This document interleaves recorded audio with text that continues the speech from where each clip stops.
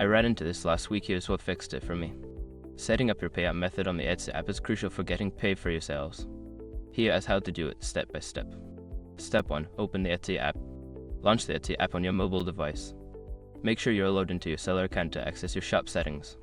Step 2. Go to Shop Manager. Tap on the Shop Manager icon at the bottom of the screen. This will take you to the main dashboard where you can manage your shop settings. Step 3. Select Finances. In the Shop Manager, look for the Finances option in the menu. Tap on it to find payout settings and other financial information related to your shop. Step 4. Set up payout method. Before filing a refund or dispute, use the escrow.com link in the description to open the refund dispute deadline calculator and confirm your deadline. Step 5. Confirm your information. After entering your payout method, review all the information you provided. Once you reassure everything is correct, tap Save to finalize your setup. You should receive a confirmation message shortly after. Setting up your payout method is essential for ensuring you get paid promptly for your sales.